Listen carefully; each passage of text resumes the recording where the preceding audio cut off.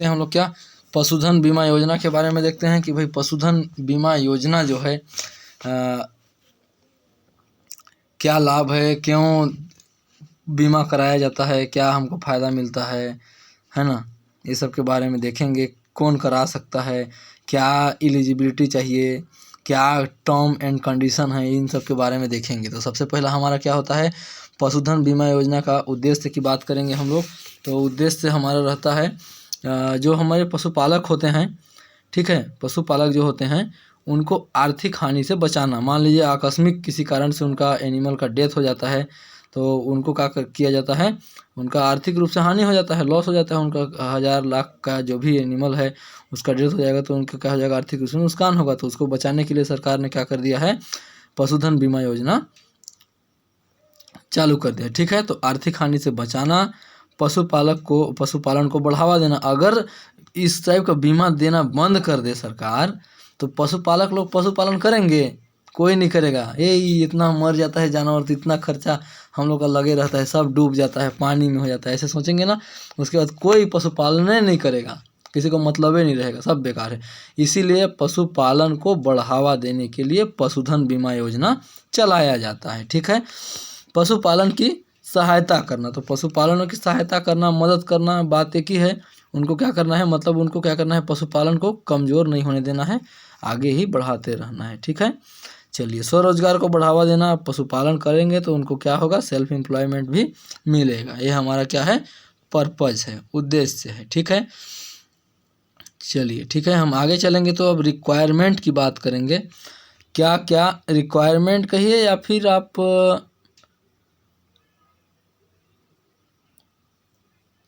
अच्छा हाँ, रिक्वायरमेंट या एलिजिबिलिटी बात एक ही है। चलिए, लार्ज एनिमल जो होते हैं ना, 5 ठो मिल्किंग एनिमल का बीमा हो सकता है मैक्सिमम, ठीक है। 5 ठो मिल्किंग एनिमल का बीमा हो सकता है। अगर एनिमल छोटे हैं, वैसे एनिमल को जो है स्मॉल एनिमल हैं, जैसे सीप, गोट, रेबिट, ये सब हैं, तो हमेशा ये योजना जो होता है केवल लाइव स्टॉक को ही मिलता है।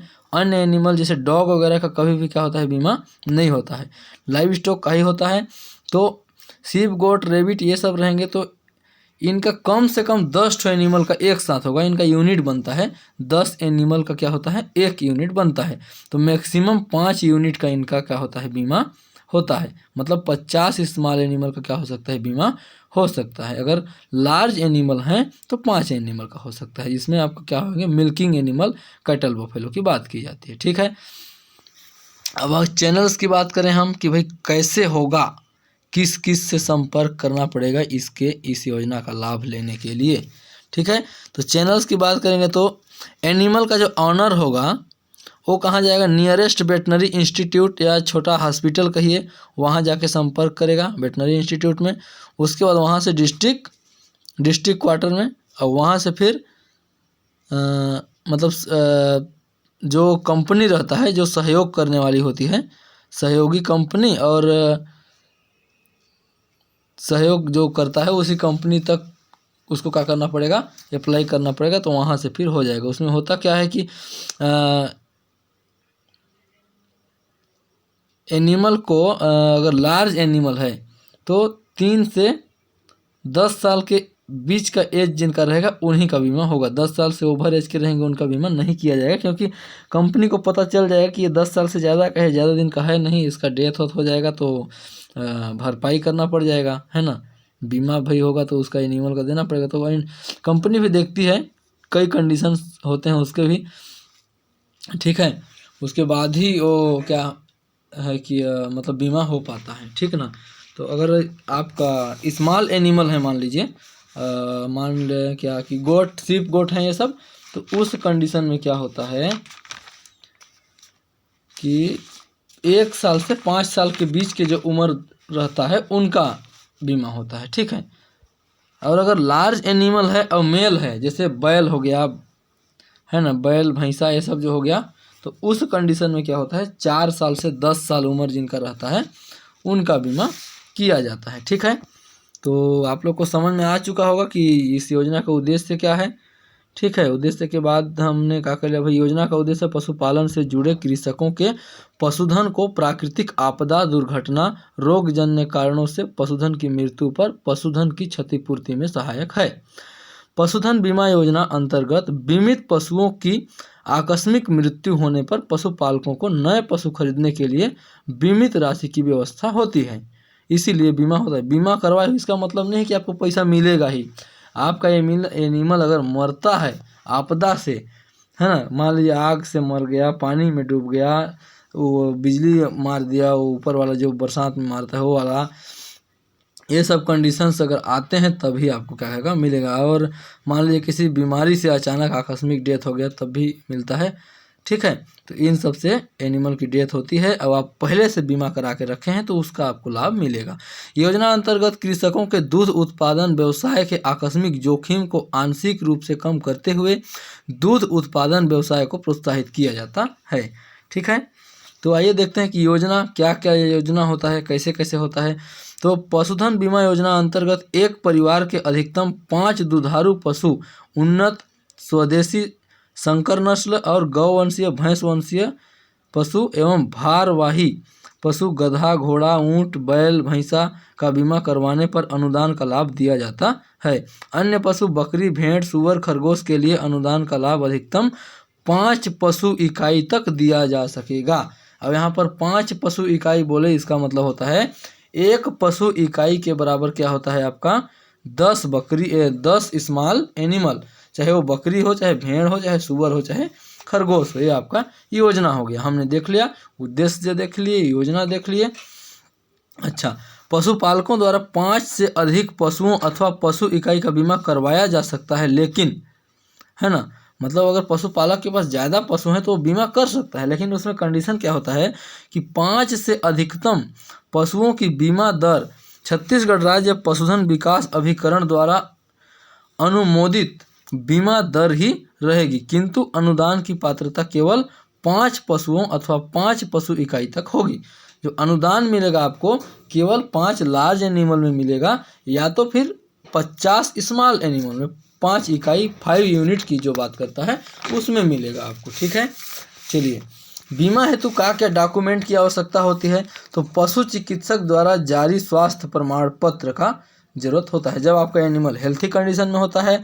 जब आप बीमा करवाते हैं उस टाइम जो आपके नज़दीकी पशु चिकित्सक होंगे वो क्या करेंगे, आपके पशु का क्या करेंगे, जांच करेंगे, उसके बाद एक स्वास्थ्य प्रमाण पत्र बना के देंगे, और उसी स्वास्थ्य प्रमाण पत्र के जरिए आपका क्या होगा, बीमा होगा। ठीक है, बिना स्वास्थ्य प्रमाण पत्र के बीमा नहीं होता है। ओके, चलिए, पशुपालक के आधार कार्ड की फोटोकॉपी, जो पशुपालक होगा उसका आधार कार्ड का फोटोकॉपी भी लगता है।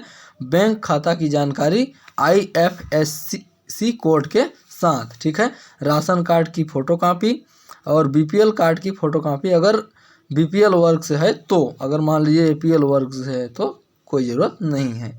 जाति प्रमाण पत्र की फोटोकॉपी ST SC वर्ग के लिए लगता है, बाकी OBC जनरल के लिए अनिवार्य नहीं रहता है। ठीक है, क्योंकि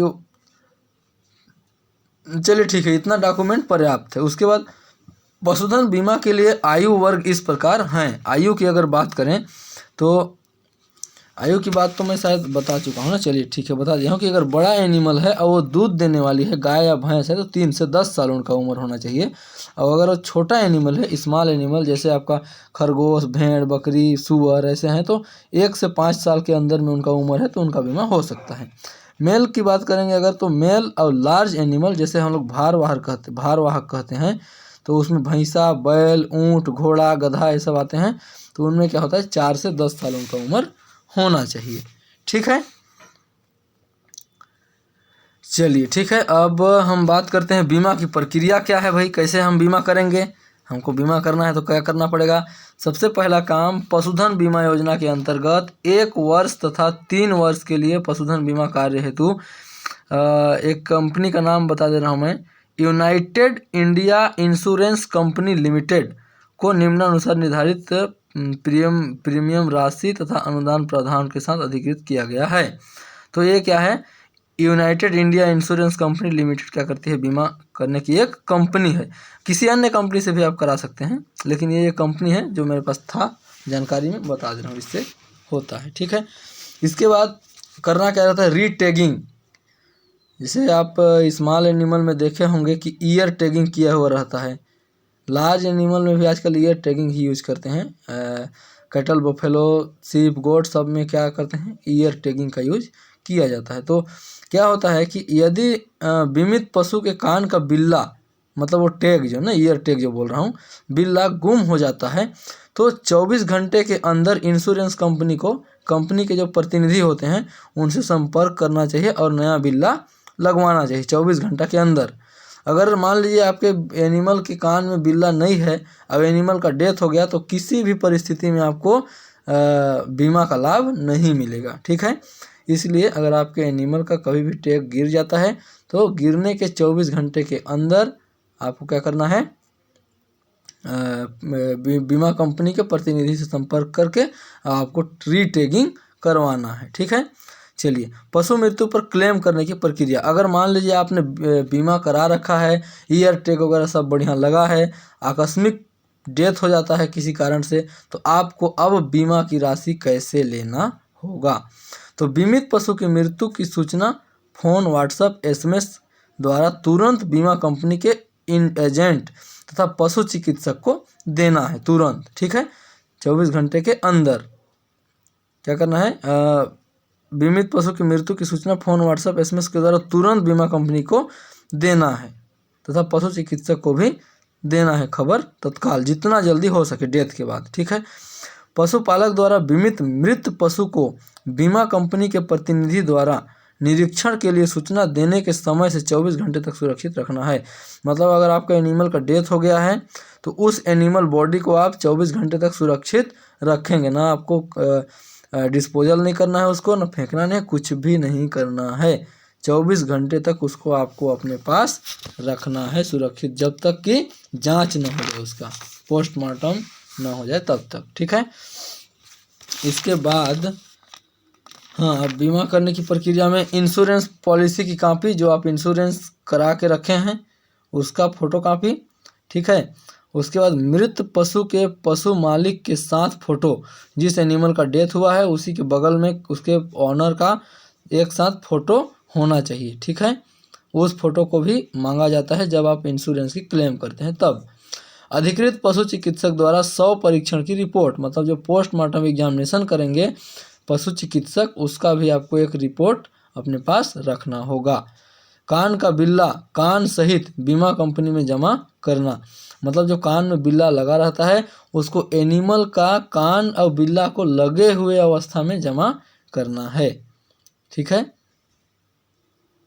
इसके बाद दावा पत्रक को पूर्ण रूप से भरकर जमा करना है, मतलब दावा पत्रक जो फॉर्म मिलेगा आपको उसको भर के आपको जमा करना है।